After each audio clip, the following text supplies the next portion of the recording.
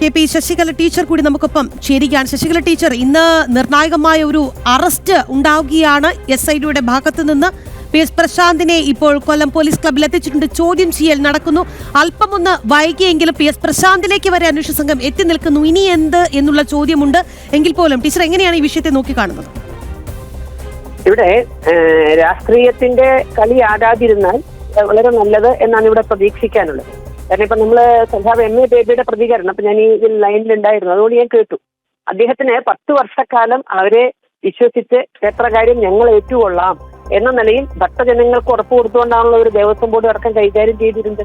CPM നേരിട്ട് Devaswom board കൈകാര്യം ചെയ്തപ്പോൾ അതിൽ ഞങ്ങൾക്ക് യാതൊരു ഉത്തരവാദിത്വം ഇല്ല.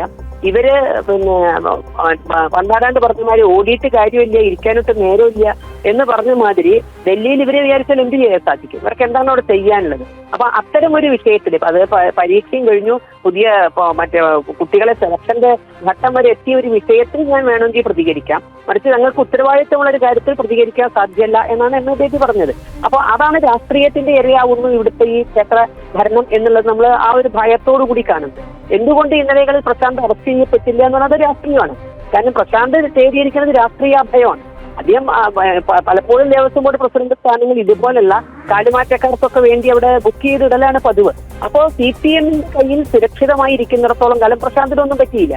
പത്മകുമാർ ചെറിയ തോതിൽ ചില ഇലക്കങ്ങൾ CPMന് നേരെ അതിന് മുൻപ് തന്നെ ചെയ്തിരുന്നു. അതുകൊണ്ടാണ് പത്മകുമാറിനെതിരെ നിയമ നടപടി, അപ്പോഴും നിയമ നടപടികളുള്ളൂ, പാർട്ടി നടപടി ഉണ്ടായില്ല. കാരണം പാർട്ടിക്ക് വേണ്ടിയാണ് ഇവരിതൊക്കെ ചെയ്തത് എന്ന ധാരണ കൃത്യമായി സാധാരണക്കാരന് കിട്ടുന്നുണ്ട്. പാർട്ടി നടപടിയില്ല. ഇത്രയും നാൾ അറസ്റ്റിലായിട്ടും കുറ്റപത്രം സമർപ്പിക്കാത്തത് കൊണ്ട് മാത്രമാണ് പത്മകുമാറിനെ പോലുള്ളവർ ഇറങ്ങിപ്പോകുന്നത്. അപ്പോഴും അവിടെ പാർട്ടി നടപടി എടുത്തിട്ടില്ല. പാർട്ടിക്കെതിരെ ഇത്തരം വലിയൊരു കുറ്റകൃത്യത്തിൽ പങ്കാളിയായിട്ടും സത്യം തെളിച്ച് പുറത്തു വരട്ടെ എന്നുള്ള അവസ്ഥയിലല്ല അവർ കാത്തുനിന്നത്. അപ്പൊ അതുപോലെ തന്നെ പ്രശാന്ത് ഇപ്പോഴത്തെ രാഷ്ട്രീയ കളിയിലാണ്, അല്ലെങ്കിൽ തെളിവുകളുടെ കളി. അപ്പൊ അവിടെയാണ് നമുക്കൊരു ഭയം നിൽക്കുന്നത്. അന്നും രാഷ്ട്രീയമാണോ ഇന്നും രാഷ്ട്രീയമാണോ അല്ലാതിരിക്കട്ടെ.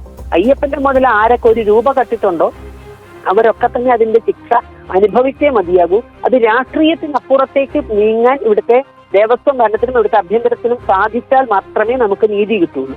അതിനപ്പുറത്തേക്ക് നമുക്ക് ഒരിക്കലും അതിന് നീതി പ്രതീക്ഷിക്കേണ്ട. അപ്പൊ ദേവസ്വം മന്ത്രി കൂടിയാണ്, നമ്മുടെ ആരോഗ്യമന്ത്രി ദേവസ്വം മന്ത്രി ഒരാളാണ്. ക്ഷേത്രങ്ങളിൽ കഞ്ഞി കൊടുക്കുന്നതിനടക്കം അദ്ദേഹം ആരൊക്കെയോ അല്ലെങ്കിൽ അടിമയെ പോലെയാണ് സംസാരിച്ചത്. അപ്പൊ അങ്ങനെ ഒരാളാണ് ദേവസ്വം സ്ഥാനത്തിരിക്കുന്നത്. അപ്പോ കേവലം രാഷ്ട്രീയമല്ലാതിരിക്കട്ടെ എന്ന് മാത്രമാണ് ഈ വിഷയത്തിൽ പറയാനുള്ളത്. ഇതിനെങ്കിലും മര്യാദയ്ക്ക് കുറ്റപത്രം കൊടുത്ത് വെടിയുണ്ട കണക്ക് അങ്ങോട്ട് പോണേനേക്കാൾ വേഗത്തിൽ ജയിലിലേക്ക് അകത്തേക്ക് പോണേനേക്കാൾ വേഗത്തിൽ പുറത്തേക്ക് പോരുന്ന ഒരു ദുസ്ഥിതി ഇതിനെങ്കിലും ഉണ്ടാകാതിരിക്കട്ടെ. ഇവിടെ സത്യം തെളിഞ്ഞാൽ മാത്രമേ ഇനി ഒരാൾക്ക് ഇത്തരത്തിൽ ധൈര്യം വരാതിരിക്കുള്ളൂ. ഇത് ഇപ്പൊ നമ്മൾ സാധാരണ ഒരു ഭണ്ണാരം എണ്ണുമ്പോൾ ആരെങ്കിലും മടിയിൽ കുത്തണതോ അല്ലെങ്കിൽ അത്തരത്തിൽ ഏതെങ്കിലും പുറത്തു കൊണ്ടാൽ ഇത് ഉന്നത തലത്തിൽ ആസൂത്രണം ചെയ്ത കൊള്ളയാണ്. അതാണ് ശബരിമല കൊള്ളയുടെ ഒരു പ്രത്യേക തലവും മാനവും അതാണ്. അപ്പൊ സാധാരണഗതിയിലാണ് ഒരു ജീവനക്കാരാണ് അല്ലെങ്കിൽ അടിത്തട്ടിലുള്ളവരാണ് മറ്റുള്ളവരുടെ കണ്ണു വെട്ടിച്ചുകൊണ്ട് എന്തെങ്കിലും ചെയ്യുമ്പോൾ അവരെ ശിക്ഷിച്ചാൽ മതി.